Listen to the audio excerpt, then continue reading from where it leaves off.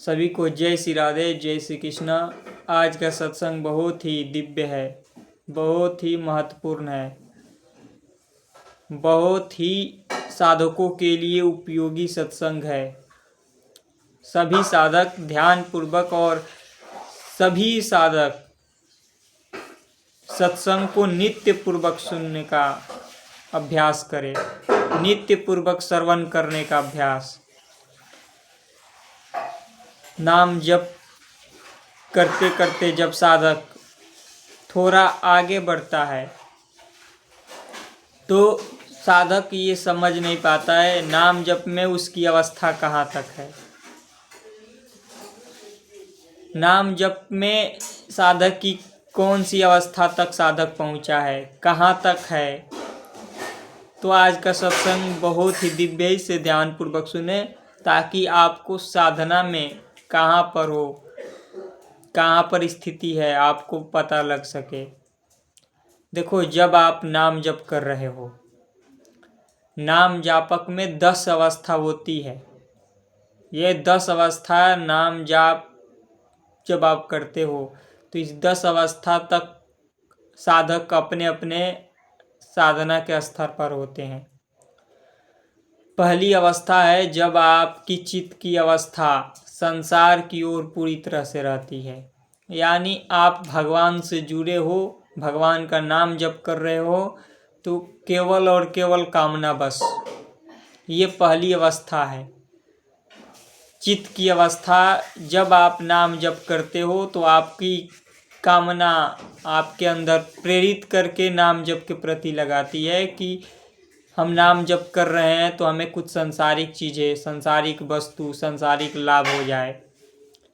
तो यहाँ साधक पहली ये अवस्था है, जब नाम जप के महिमा सुनकर, नाम जप करने का निष्ठा करके नाम जप में लगे हैं।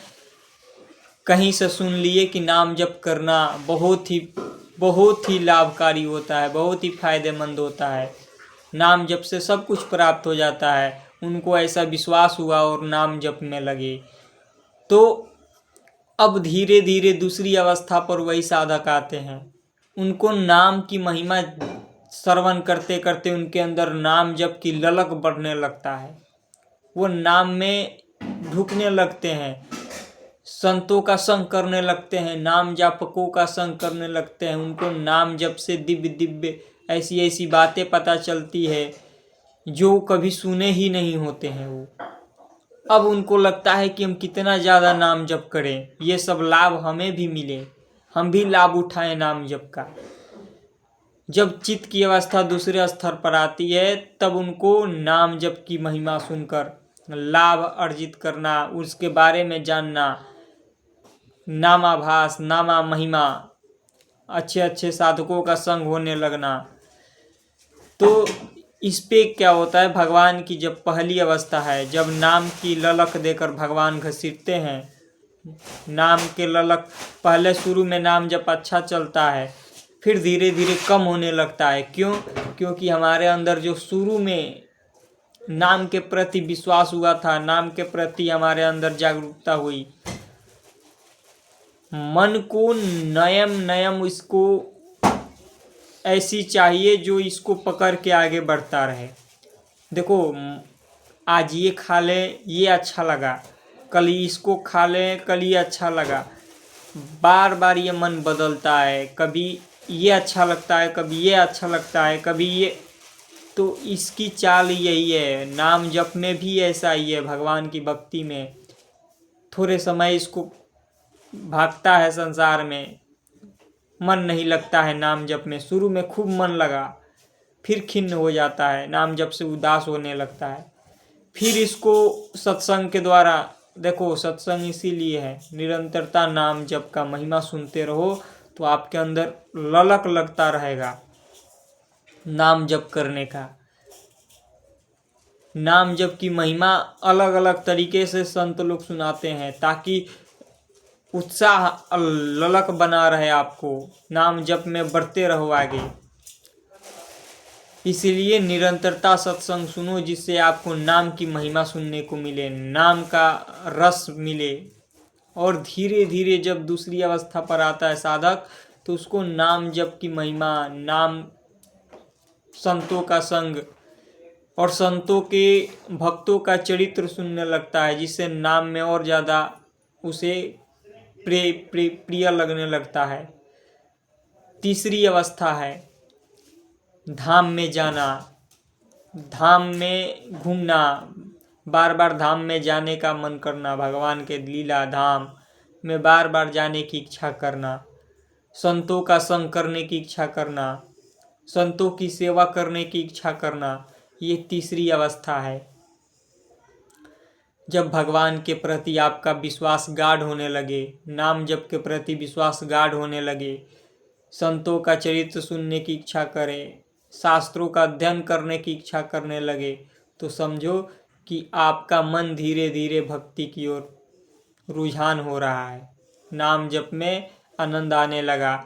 नाम जप से मन का हृदय जो है, पहले तो पाप, हमारे अशुभ संस्कार जो है नष्ट होने में समय लगता है, जिसके कारण नाम में प्रीति नहीं होती है।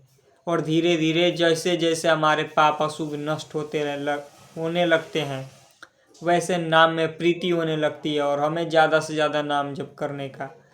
आप घर गृहस्थी का कार्य भी करते हो और नाम जप भी करते हो, तो देखना आपका मन भागेगा नाम की ओर।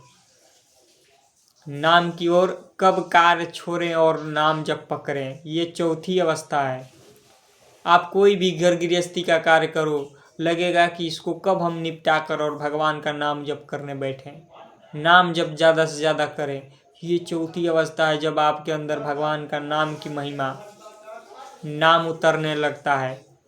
पांचवी अवस्था है जब आप नामाभास, नाम जप करते करते आपको पापों से घिन आने लगे, पापों से डरने लगो, पाप करने से डरने लगो। नाम जप से आपका हृदय पवित्र होने लगे। जो बड़े बड़े पाप हैं वो आप,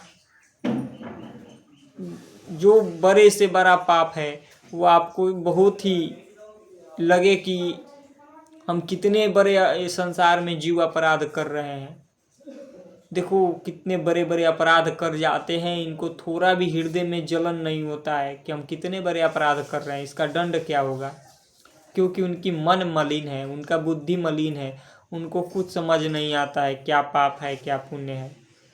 उनको लगता है कि इसका सजा मिलेगा नहीं मिलेगा, वो नहीं डरते हैं और बड़े बड़े पाप कर जाते हैं, उनको फिर कष्ट भोगना पड़ता है। तो ये बुद्धि पवित्र हो जाती है नाम जप से।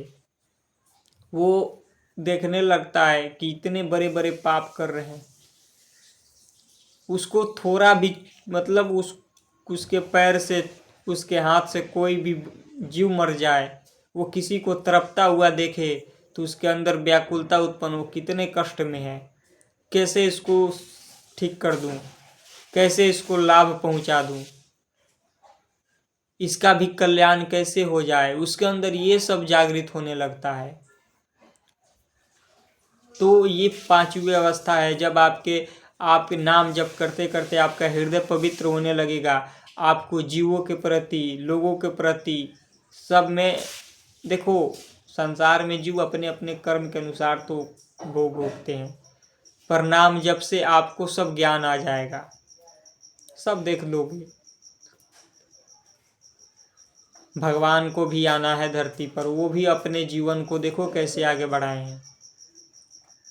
तो इसलिए निरंतरता नाम जप करो। ये सब जो भी आपके अंदर है, हमारे अंदर केवल पाप करने की प्रवृत्ति, ये जैसे नष्ट हो गया, समझो सब कुछ ठीक हो गया। हमारे मन की मलिनताएं, मन के अशांति, मन के विकार, गंदे विकार जो हैं, ये धीरे धीरे सब नष्ट हो जाते हैं निरंतरता नाम जप से। हम जैसे जैसे निरंतर नाम जप करते चले जाएंगे, वैसे वैसे हमारे अंदर के सब दुर्गुण, दुराचार सब नष्ट हो जाएंगे। नाम जप के अग्नि में सब जल के भस्म हो जाएंगे। नाम में इतना तेज है कि जलाओ, देखो नाम जप करो, देखो क्या क्या प्राप्त होता है। हम थोड़े थोड़े वस्तु के लिए लड़ रहे हैं, मर रहे हैं, नाम जप करो और इसको रटन करो, देखो क्या क्या नहीं प्राप्त होता है। हाँ, थोड़ा लंबे समय तक, अब ये नहीं कि हम थोड़ा 2-4 माला करते हैं और फिर सोचते हैं कि सब कुछ प्राप्त हो जाए। इसको लंबे समय तक जप करें। आपको जो चाहिए, भगवान की कृपा चाहिए, भगवान का प्रेम चाहिए, भगवान का सानिध्य चाहिए, सांसारिक धन दौलत भी चाहिए, सांसारिक जो भी आपकी इच्छा है वो सब प्राप्त हो जाएगा। पर नाम जप करो, भगवान का नाम जप करो, सब कुछ निरंतरता लगे रहो। देखो संत यही कहते हैं, निरंतर लगे रहो, उनकी बात मानो और नाम जप में आप लगो। संतों की चरित्र सुनो, उनकी वाणी को पकड़ो। वाणी को पकड़ लेना ही संतों की आज्ञा है, संतों का आशीर्वाद है। ये कि गोर पकड़ के हम आशीर्वाद ले ले, उससे क्या होगा? उनकी वाणी को नहीं पकड़ोगे, तुम जीवन में नहीं उतारोगे तो उससे फिर कुछ नहीं होता है। कि वो क्या करेंगे? आपके ऊपर हाथ रख देंगे, उससे आपका कल्याण हो जाएगा? अगर हो जाएगा तो संत ऐसे ही सब ना करें।